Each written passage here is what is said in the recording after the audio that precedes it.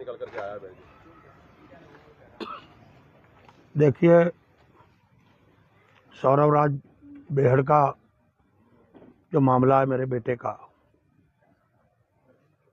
जो मुझे रात से जानकारियां मिल रही हैं और सुबह पुख्ता जानकारी जो मिली है, सौरभ राज बेहड़ ने अपने एक दोस्त इंदर के साथ मिलकर स्वयं ही षड्यंत्र रचा है। और जो जानकारी मिली है, इंदर के परिवार के लोग सारे परिवारों को लेकर आज सुबह मुझसे मिलने भी आए थे।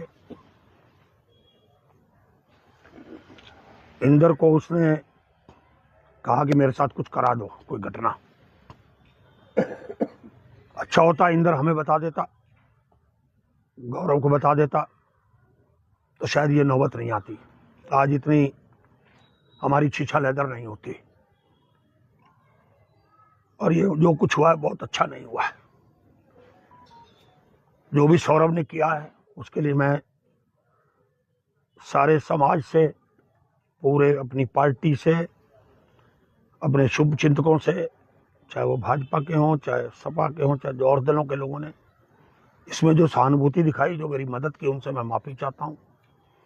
पुलिस ने जिन लोगों का इंट्रोगेशन किया शक के आधार पे, उनके परिवारों से मैं माफ़ी मांगता हूँ।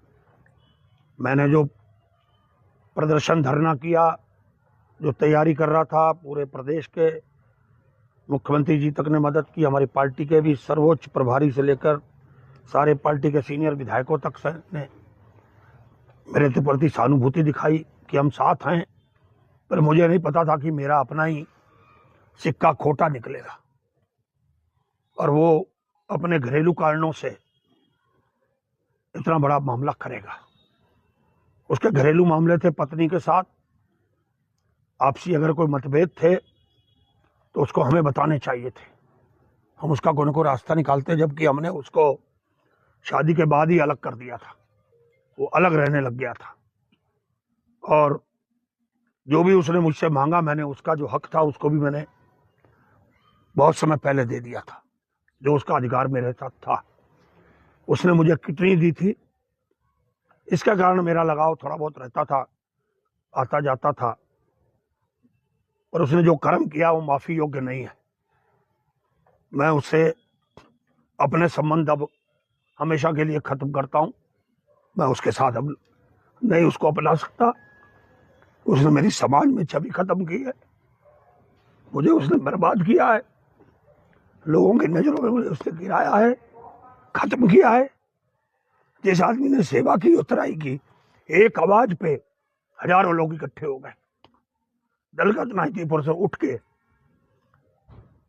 मैं जानता हूं मुझे कितना कष्ट है, खेद है कि मेरे साथ ऐसा क्यों हुआ।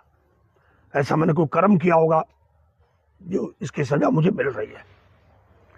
मैं अब इसको ज्यादा इसमें नहीं बोल सकता, इतना ही कहता हूं कि मैं माफी चाहता हूं। मैं पुलिस का आभारी हूं, जिसने पूरी मेहनत करके दिन रात कई टीमों ने काम करके इसके नजदीक पहुंची। उन्होंने हमारी आंखें खोली, पुलिस ने, और जगह से भी हमें जानकारी मिली। रात हमने उसकी पुष्टि भी की, रात भी हम पुलिस से मिले और सुबह भी हमारी बातचीत हुई। पर हम कुछ कह नहीं सकते। कल को कोई लोग हम पे आरोप लगाएं, कोई बात हो। और मैं कहना चाहता हूं, मैं दिल का साफ हूं, मेरा कहीं कोई इससे लेना देना नहीं है। मेरे बेटे ने किया, उसने जो गुनाह किया उसको सजा मिलनी चाहिए। अगर वो मुलजिम भी बन सकता तो उसको मुलजिम भी बनाना चाहिए।